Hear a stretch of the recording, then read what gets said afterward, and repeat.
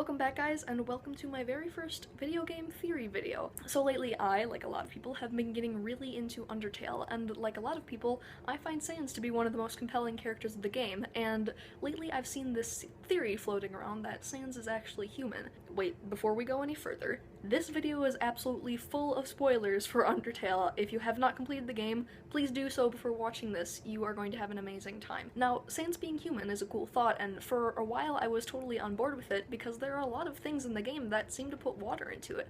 Sans sweats and breathes heavily, and he even seems to bleed, though I still think that could definitely be the ketchup we know is stashed in his clothes. But him being human just doesn't make sense for a lot of reasons, the first of which being his sprite.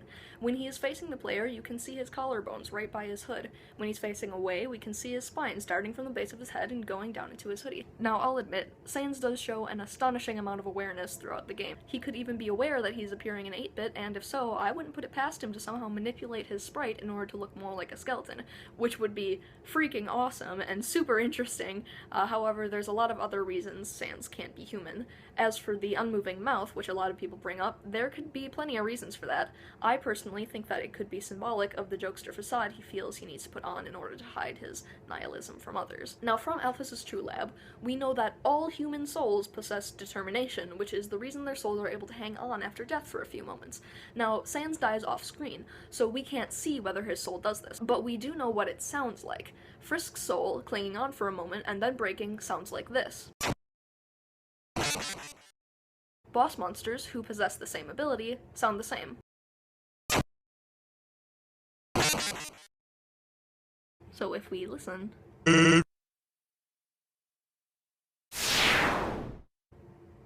Nope. No determined soul there. That's definitely the sound of a monster turning to dust. Besides, it's easy to tell from Sans' character that he's not determined. He doesn't put effort into his work, his room's a mess, and it takes an incredible amount of provocation for him to even begin trying to stop a No Mercy player from their hellish rampage. He even admits how hard he finds it to care about things. Determination just doesn't come naturally to the guy, and it's certainly not a quality of his soul like it is for humans. Speaking of stopping a No Mercy player from their hellish rampage, let's talk about that battle for a moment, huh? It's very explicitly stated that humans cannot use powerful magic as they are physical beings, and, well, just look at the sort of things Sans is doing in this battle. He's attacking you outside of his turn, he's coming at you full force, with giant malevolent canine skulls that he's ruthlessly commanding, without even removing his hands from his pockets. Even outside of battle, he's constantly teleporting, using magical shortcuts. Papyrus even states that Sans frequently pranks him across time and space. Holy cow! Sans has some very impressive abilities in magic, certainly beyond anything a human could hope to accomplish. Speaking of Papyrus, have you noticed that this cool guy also sweats?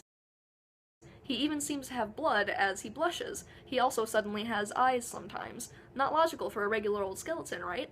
But nobody brings this up because it's painfully obvious that despite these things, Papyrus is a skeleton. So why can Sans and Papyrus sweat? Why can they pant and bleed? Well, it's simple.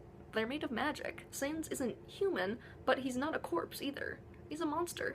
They fall into an entirely separate category, one whose properties are dictated by a force beyond complete human understanding: magic. This gives Sans and all the other characters in the game properties that may differ from the things that they might be based off of. Anyways, that's my 2 cents on this theory. I hope it was helpful. Please click like if you enjoyed it, and if you want to see more scattered brain rants, please hit subscribe. See you soon. Okay, one more thing. At the end of the Sans battle, you can see his eyes slowly closing. Do you really think that if he were wearing a mask, he would actually bother manually closing the eyes of his mask? He didn't mean to fall asleep. If it were a mask, the mask eyes would just remain open as he passed out, right? Okay, that's it. See you soon.